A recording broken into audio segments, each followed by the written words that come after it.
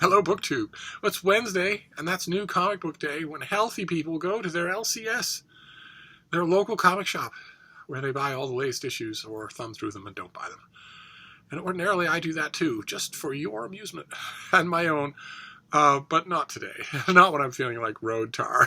so I didn't go to my LCS today, but I did look online at what was there. Uh, just out of curiosity, maybe to see what I was missing. I am missing the Savage Sword of Conan. The second issue of Savage Sword of Conan with terrific Ron Garney artwork is out today, and I'm missing that. But one of the things that's come up in our Comics Wednesday discussions over and over again is something that Marvel Comics is doing. Marvel Comics is one of the two big superhero comic book publishing companies. Marvel Comics is the home of Spider-Man and the X-Men and the Avengers. And DC is the other one. They're the home of all the real superheroes. Superman, Wonder Woman, Green Lantern, The Flash, that sort of thing. And Marvel has a publishing gimmick that they've been doing for a year now that's really effective and really good, too. It's called True Believers, where every week they reprint for $1 back issues that buttress some new effort that they are making at the front end of the shop. For instance, last month when they regained the rights to Robert E. Howard's Conan stories and all of his other creations, and were coming out with 2 expensive hardcover anthologies, they decided the whole month to do $1 Conan True Believer issues, reprinting from Marvel's previous stretch with Conan some true gems. I wonder what young comic fans, especially who don't know anything about that era, I wonder what they will make of, for instance, The Tower of the Elephant. One of Marvel's $1 True Believer issues for Conan was The Tower of the Elephant, widely regarded as one of the best Conan comic books of all time. I wonder what they would think with this presented them without any explanation or preamble of any kind. I wonder what it would make them think comparing it to the Marvel's admittedly fantastic new Conan run. But one way or another, the big event, the big thing that Marvel is buttressing right now in February is Captain Marvel. Their character Captain Marvel, because in the first week of March, the Captain Marvel movie premieres. The first Marvel Cinematic Universe movie starring a female lead, Brie Larson, as Carol Danvers, a character who now in Marvel continuity is called Captain Marvel. What I've always thought is a very bland name, and she is not the first character to have it, of course. She is not the original Captain Marvel. The original Captain Marvel was a Fawcett Company character, Billy Batson, an orphan, says a magic word, Shazam, and transforms into the world's mightiest mortal, Captain Marvel. Basically a Superman clone, unstoppable physically, and who has a smile on his face at all times and a cute little white cape, and who is, by sheer coincidence, going to be in movie theaters. Zachary Levi is playing the character in a big DC Cinematic Universe release movie that is called Shazam. And the reason it's called Shazam and not Captain Marvel is because Fawcett and later DC Comics, when they bought Fawcett, lost the copyright to Captain Marvel to Marvel Comics.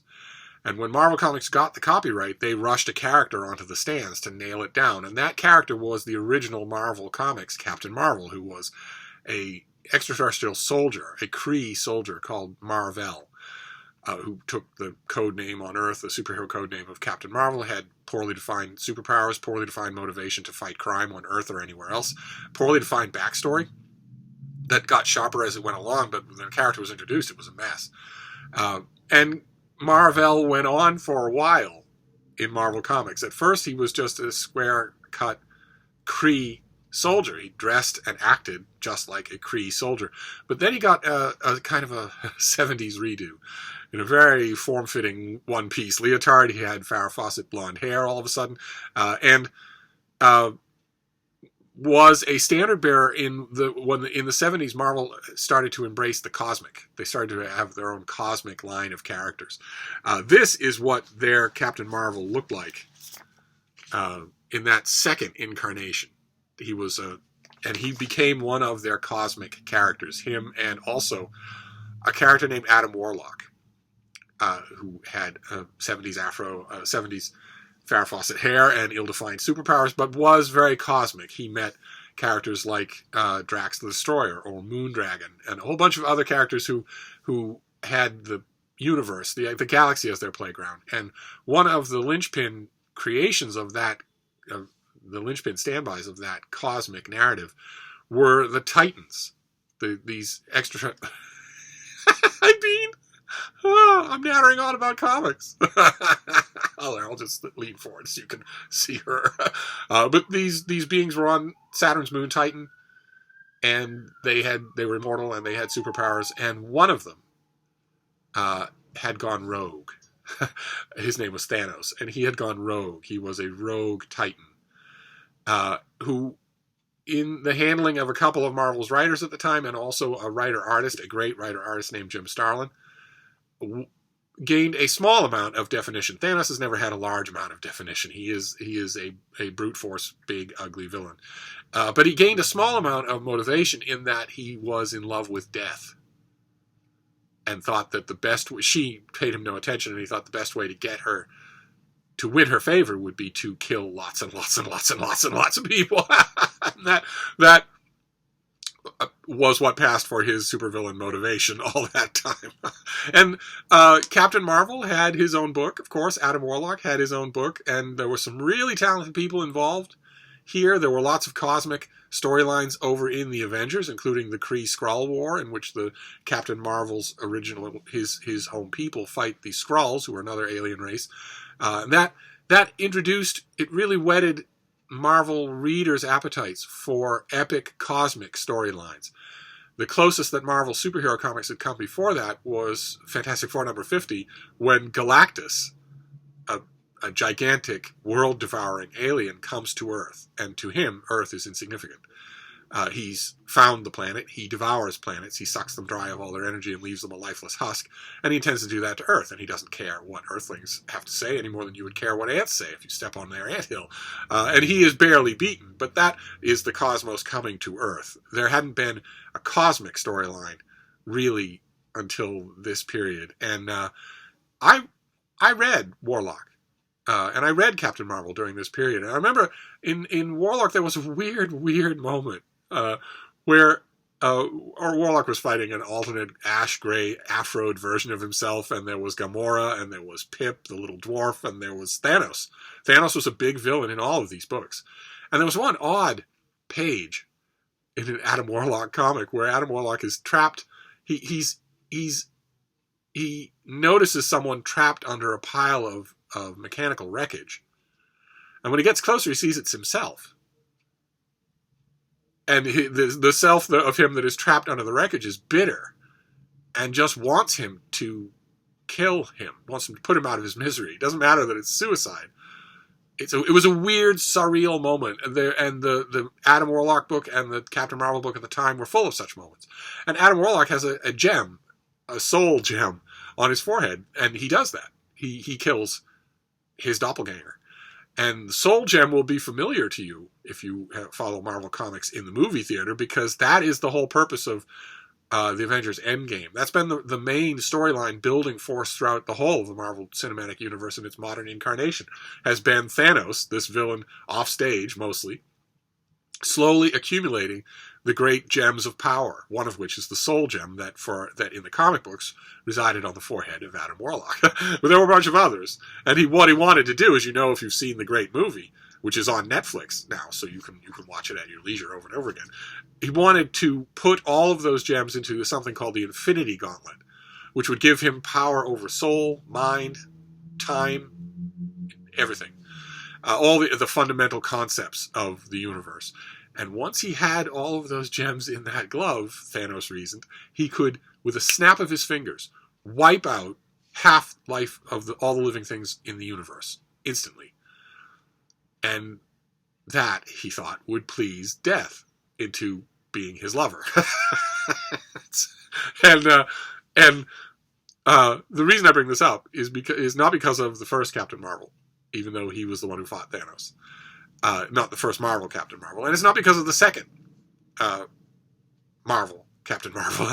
The second Marvel Captain Marvel was a black woman named Monica Rambeau, who gained the ability not only to wield great amounts of energy, all kinds of gamma ray, cosmic ray, X-ray, but also to become it, to change her body into that kind of energy. So in other words, a very powerful character. And in the course, she of course affiliated herself with the Avengers, just like the original Marvel eventually affiliated himself with the Avengers. She affiliated herself with the Avengers, and in the course of her adventures with them, they fought Nebula, who was allegedly the daughter of Thanos, and they also came close to fighting Thanos. So these characters kept recurring. And at the same time, around the same time, there was Marvel launched another character called Ms. Marvel, MS period Marvel, who was Carol Danvers, military personnel, a character who had been in Captain Marvel comics. She'd been in the Avengers comics as a civilian. She was a civilian. She was part of the military, but she had no superpowers. She wasn't a superhero. And Stan Lee and a couple of other writers decided in the 1970s to give her superpowers, Kree-based superpowers. In other words, that would be a reason to adapt this Captain Marvel costume. And the original Ms. Marvel costume was an adaptation of that costume. And Carol Danvers as Ms. Marvel had tons and tons of adventures, and also became a member of the Avengers. And one... it gets a little difficult to explain. Monica Rambeau eventually, sorta, gave up the mantle of Captain Marvel so that Marvel Comics could give it to Carol Danvers, who stopped being Ms. Marvel, and she stopped being binary, and she stopped being Warbird, and she became the current incarnation of Captain Marvel. Again, poorly defined. That is just, aside from Monica Rambeau, that is an absolute, seems like a requirement of Marvel's Captain Marvel, is that the character is poorly defined. We don't know whether or not she has super strength. We don't know if she's bulletproof. We don't know anything about that. When Carol Danvers was the character Warbird, we did know her limitations. There was a great run on the Avengers where she was a member of the Avengers, and we knew her limitations. She was not all-powerful. She couldn't, for instance, fly from Manhattan to the moon under her own power. That, in Marvel Comics, that's the sort of thing you look for. Marvel is famous for giving their heroes limitations, unlike DC. But eventually Marvel wanted to put all of their chips on this one character, on this new version of Captain Marvel. Carol Danvers as Captain Marvel. Not just as Captain Marvel, but as a kind of, they wanted to sort of bill her as their new signature character. Keep in mind, this was a superhero that no one had ever cared all that much about. Ms. Marvel sold relatively well. When Carol Danvers was Ms. Marvel, it sold relatively well. They pulled in some good talent from time to time, so it sold relatively well. And when she was a member of the Avengers, people liked it. Fans liked seeing her on the roster. She was interesting enough to do that, but only a B-list character. Never anyone, like the Vision or the Scarlet Witch, never anyone you'd think would have their own comic. Certainly there was never, at any point, a groundswell of fan emotional support for this character.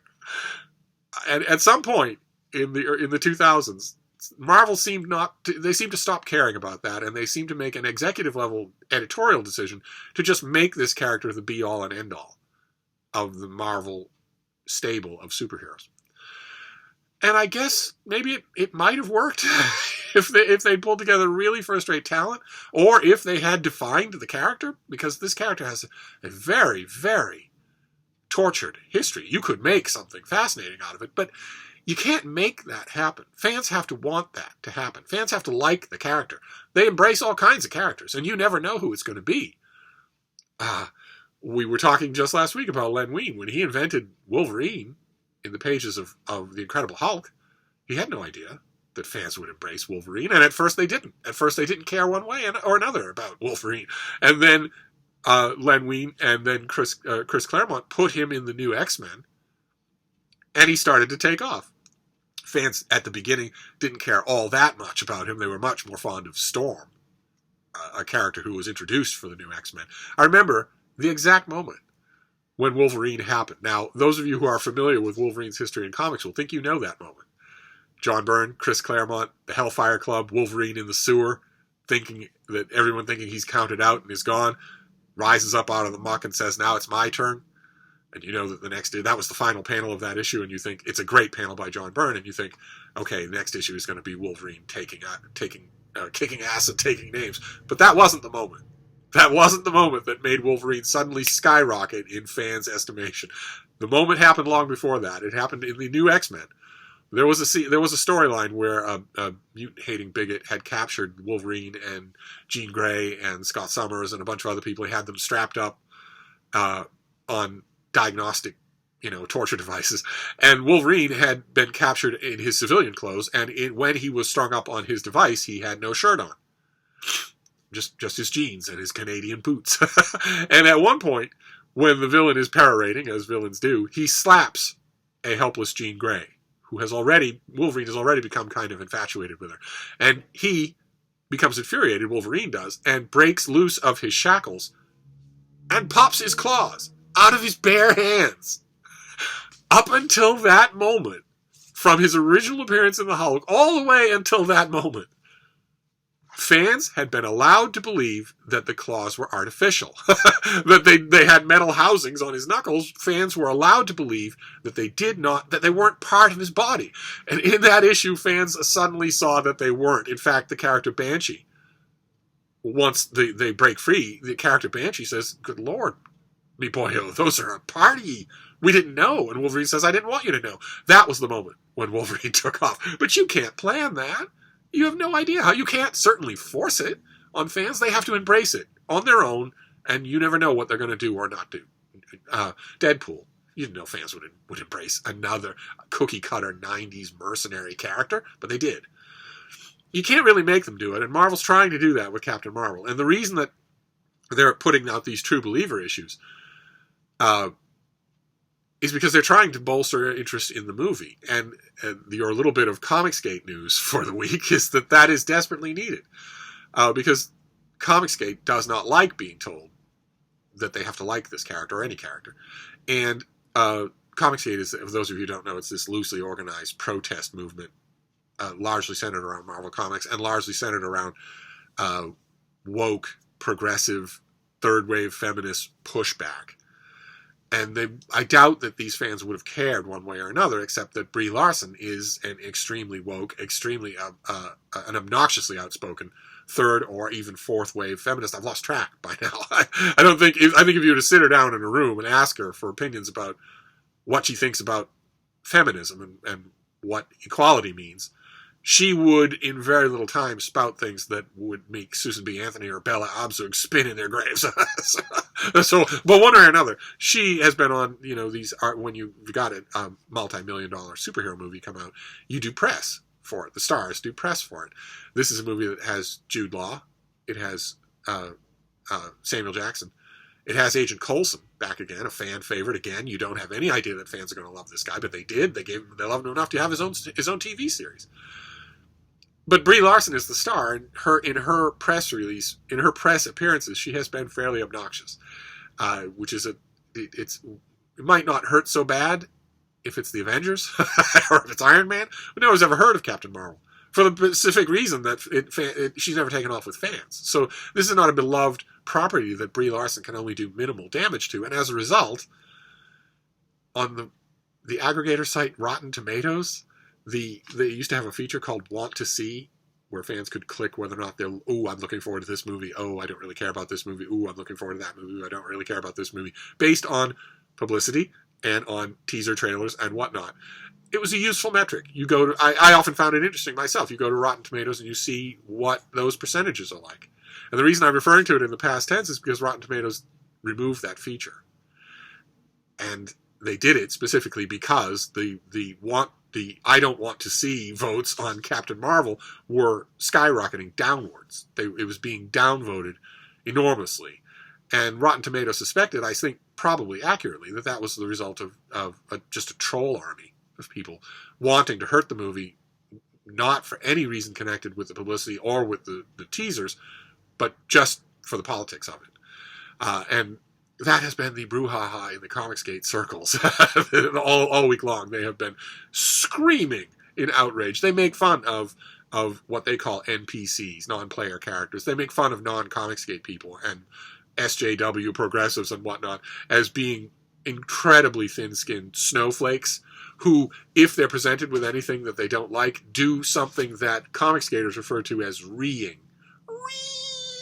where they just lose their minds and simply scream that single syllable endlessly, which makes it all the funnier. The ranks of Comicsgate have been reeing nonstop for days about Rotten Tomatoes' decision to do that, to remove their ability to downvote a movie that isn't out yet. And so that's the brouhaha around Captain Marvel, and the reason, because Captain Marvel is coming out as this major movie, which I mentioned on this channel, I have a screener for it, and quite apart from Comicsgate, quite apart from any of the nonsense with a star, or with Rotten Tomatoes, or anything else, the movie's kind of blah. I watched it, well, you know, if you've watched this channel for any length of time, you know that I had a screener for Wonder Woman, and I confidently predict, the first person that you ever heard say, this is an unbelievably great movie. And I saw it without the CGI. I still thought it was fantastic. But you might also remember, I also praised Aquaman before it came out. I said, this thing's going to be huge. It's going to be a gigantic hit. I could be wrong about Captain Marvel. I'm sure that it will do a lot of box office just because it's a stepping stone movie to the next Avengers movie. And the whole world wants to see the next Avengers movie, myself included. But in preparation for that movie, Marvel has been coming out with True Believer issues in sort of the history of Captain Marvel, of this Carol Danvers version of Captain Marvel. They started out with this Captain Marvel and a couple of his issues. But now they moved on to the Carol Danvers Captain Marvel. And one of the issues that they're coming out with today, you can get for $1. I didn't have the energy. I didn't feel like going to a comic shop at all. But I have stacks and stacks of old comics here. The True Believer issues are repeat visits for me. I have been reading and collecting comics for a very long time. And one of the issues that they did this time around is this. It was Giant Size Avengers number 10.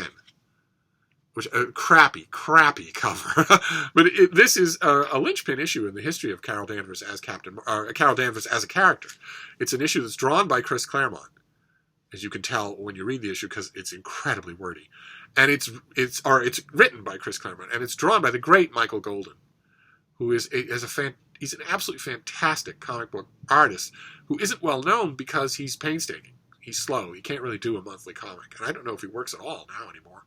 But the artwork, I wish I could, well, I guess I could maybe. The artwork in here is just amazing. Just incredible.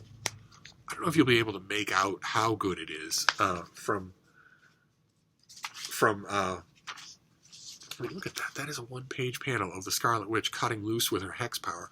But the reason why this is a bit of an odd choice for Marvel to do as a True Believers is because Carol Danvers is severely traumatized in this issue. And not only that, but it's revealed in this issue that she was traumatized the last time she appeared in an Avengers issue. It's a very complicated story. I won't be able to do it justice, the previous story. But in this story, she is accosted on Golden Gate Bridge by a supervillain named Rogue, who you will remember from the X-Men movies. In the X-Men movies, Rogue is sort of a waif. She's vulnerable. We're supposed to care for her. And her mutant power, which is not under her control, not fully under her control, is that when she takes off her gloves and touches someone else, she gains their memories, their personas, and their life experiences, and also, if it's a superpowered mutant, she gains their superpowers, temporarily. And the part of Rogue's power that she can't control, aside from the fact that she can't touch without that happening, is that if she holds on too long, the transfer is permanent. And in this issue, the very beginning of this issue, Jessica Drew, Spider-Woman, saves a woman from the water underneath Golden Gate Bridge, and a woman turns out to be Carol Danvers, who was accosted by Rogue the night before on Golden Gate Bridge and lost everything. Rogue takes her memories, her personality, and her superpowers. The superpowers that she had as Ms. Marvel at the time. Super strength, the ability to fly, limited invulnerability, small precognitive ability that people have just conveniently forgot about. Rogue gains those powers permanently. Carol Danvers spends most of this issue in a hospital bed. It's not by any means a Captain Marvel or a Carol Danvers adventure. It's an Avengers adventure. They fight Rogue and they fight the Brotherhood of Evil Mutants. And at the end of the issue, when the bad guys have been defeated, Carol Danvers doesn't get her powers back. Rogue has her powers now, permanently. And she also reveals, when we have our requisite Chris Claremont talk fest at the end of the issue, she reveals that the last time she was with the Avengers, and she went away at the end of the issue with a cosmic being to be his lover, she had been mesmerized and never wanted to be his lover. In fact, she was basically a sex slave of that character, and that the Avengers let her down. She expected them to know better, and they let her go away, and they let her down when she needed them most. It's an incredibly bittersweet ending to an issue, where a traumatized character reveals that she had been traumatized before as well. And for want of a better term, the SJW progressives who are pushing Captain Marvel, the new Carol Danvers Captain Marvel, so relentlessly that they have managed to cheese off a gigantic portion of their likely audience. These fanboys, that they call them fanboys and they hate them for that. They pushed this character without seeming. I don't think that a lot of the current creators of Carol Danvers Captain Marvel, either in the comics or in the movies, have ever read comic books. One of the signature complaints about them, launched by the ranks of Comicsgate, is that they aren't comic book fans, and that is one of. I'm looking at this. Remember, back then, this was in what, 1980? 1981. Back then, we sometimes did have paid ads on the cover of our comic books. But anyway, one of the complaints that Comicsgate launches against these people, these what they call propagandists, is that they don't read comics and never have. They're not fans of the genre that they've taken over.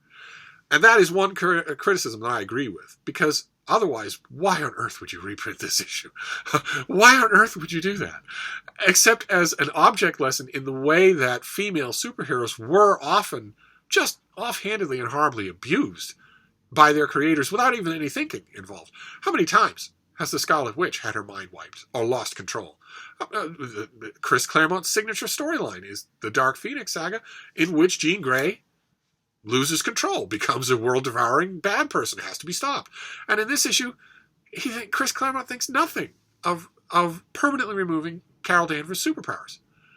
There's no way in the world that a male comic book writer in the 1980s would ever have thought to do that to a male comic book superhero. Never. At the end of the issue or at the end of a storyline, the male character would have gotten his powers back. So it's a great issue. Don't get me wrong. I'm not bashing on it. It was an issue. It was a product of its time. But it's certainly not a great stepping stone in Carol Danvers' history as a character, especially if you don't know anything about it and aren't going to use it for the current character. One way or another. This was one of the issues, and it got me thinking about how cosmic these storylines are. You have to keep in mind, I have another comic I want to show you here. It's from my introduction to comic books. All these things are very late for me. My introduction was Superboy, a muscular teenage superhero who has a loyal dog and who lives in small-town Kansas with his parents, and who occasionally, in every issue, he came up with really clever ways to thwart bank robbers. And then the issue was over, and that was done. Occasionally, you'd get a rock'em sock'em issue like this one, where the Kents reveal that he was not the first superpowered extraterrestrial baby they adopted. And you get the story. You get a story like that, and it's wonderful. And you read it, you really like it, and you put it away. Nothing cosmic. Never crossed the writer's mind to have a character permanently divest Superboy of his superpowers, or beat him to a pulp, or win. Win! Like Thanos does in Avengers Endgame, the movie that has made $1 billion in the theater.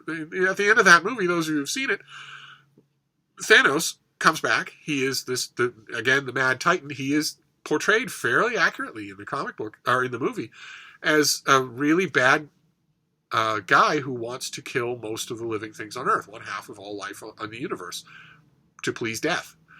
He doesn't have that motive in the movie. In the movie, he simply wants a kind of Malthusian balance. Death is not in the movie. She's not personified. He's not trying to please her or impress her. But he's extremely well defined in Avengers Endgame. I said when I first saw it that he's the best defined character in the movie, with the possible exception of Thor. And I stand by that. I think it's a remarkable, remarkable performance on Josh Brolin's part. But it's all so cosmic. These characters die. In the Vision's case, he dies and then comes back to life and then dies again. and it made me pine. That and all of this. I'm sure that Captain Marvel, the movie, will be the same way. It'll be ultra high stakes. The Earth will be endangered. And it made me pine for the days of Superboy. What I wouldn't give for a Superboy movie That's what I was thinking when I was, because I'm housebound, so I'm free to wool gather. I was thinking, what would I wouldn't give for a Superboy movie? You know, $120 million special effects. Find a young teenager to do it who is not Timothée Chalamet, Pick someone else. Find an unknown who's 19 years old and is already fairly muscular, who already knows his way around a weight room. Okay? Find somebody like that and have him play Superboy in a low-stakes superhero movie. What I wouldn't give. But anyway, that is your Comics Wednesday for today. The real comic book thing, the thing that would be in your comic stores, is a True Believer reprint of this issue, which if you are a fan of comic books and you are in your comic shop, you should get it because of Mike Golden's artwork. Just incredible. Just amazing, Mike Golden artwork. I would have been tempted today if I'd been well enough to go to the comic shop. I would probably have got Savage Sword of Conan and a reprint of that just because it'll be in better shape than the one that I have, the one that I got for 75 cents back in 1981. So about time for it to be retired for a new reprint. But one way or another, that is the best that I have for you in terms of comics this Wednesday. Next Wednesday, I'm hoping that I am recovered. I'm hoping that I go to the comic shop, in which case we'll have more current things to talk about. Although we talked about Comicsgate, which is always current. That is the current furor in Comicsgate, is that Rotten Tomatoes removed the Comicsgate trolls' ability to downvote the Captain Marvel movie. And they are reeing like crazy about that fact. It solidifies in my mind a prediction that I made the last time I talked about the movie, which is that for purely political reasons, this movie will not do well. It will probably recoup costs, but it will be, I'd be willing to bet it will be Marvel Cinematic Universe's first true box office disappointment. Like I said, if these people can take down a Star Wars movie, then they can take down anything. So we shall see. First week of March, Captain Marvel premieres in theaters. Be interested in seeing what the second week box office is. And I don't know what to think about that, aside from the fact that, like I said before, I don't want a Comicsgate mob or an anti-Comicsgate mob. I don't want a mob of any kind determining whether or not these movies do well in the theaters. I don't want them dictating anything that isn't based on the movie that they see in front of them. And these people, you've got thousands of fanboys now who are going into this thing loaded for bear. They are going to hate it no matter what. It'll be a drama for another day. We'll talk about Captain Marvel, the movie, when it comes out. But in the meantime, I'm going to wrap this up. But I will be back. Thank you, BookTube.